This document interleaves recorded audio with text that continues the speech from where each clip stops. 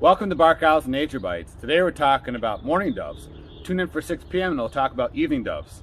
Okay, it's a little too obvious, a little silly, and honestly a little misleading. Mourning doves aren't named for, hey, good morning, I'm a dove, early morning hours.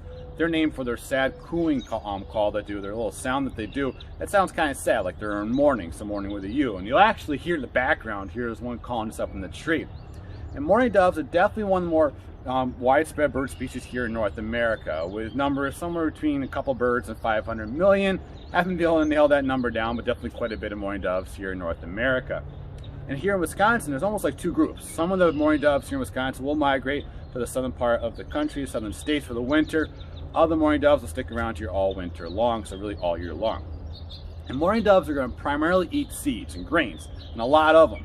And what they actually have is they actually have a large portion of their esophagus called a crop. So they eat a whole bunch of seeds and they'll store in their crop, and then what they'll do is they'll fly off to a protected area just to kind of sit down and digest those seeds. So it's kind of like if you ever had like a really big meal, the best part of that meal is when you sit down afterwards and it's digested for a couple hours after. Well, that's basically what mourning doves are doing. They're just going to eat a whole bunch of seeds real quick, store in their crop, fly off someplace, and just sit there and digest it. And once in a while, they'll actually eat really small rocks, maybe like sand even, but really small rocks, and they'll swallow that as well. They call it grit, and that helps them kind of break up those seeds. That helps them with their digestion, which are pretty good. So if you ever see them alongside roads and highways and wondering what they're eating on there, they're probably eating little small rocks and pebbles for their grit. And they also do something a little bit different than other birds when it comes to drinking water from a bird bath. If you watch other birds, when they drink water from a bird bath, they'll get a bunch of water in the bill, their beak, and they'll throw their head up and swallow it down. That's how they have to drink it. For mourning doves, they don't have to do that. They just put their beak or bill right into that bird bath, and they'll just drink up that water through their bill like a straw almost, and they don't have to throw their head back to swallow that water down. So watch for that next time you see them at your bird bath.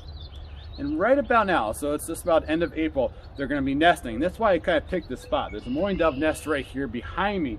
And you can see their nest isn't really anything too crazy. There's one egg in it, so I don't want to take up too much time. She'll be back here in a little bit. But right there, that nest really isn't much to look at. It's a few sticks and the fork of a branch of a tree. Honestly, it looks almost like if you sneeze, you probably blow it right over. But it works, and that's what they put their up to 2 eggs usually in one nest in. And mourning doves do mate for life, and both the male and female will help with the incubation of the eggs, which takes about 14 days.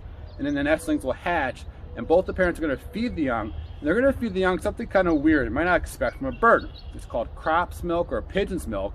And what happens is both the parents are going to produce a substance in their crop, which is really nutritious. It's just like almost kind of like milk, and really helps those nestlings grow up pretty quick.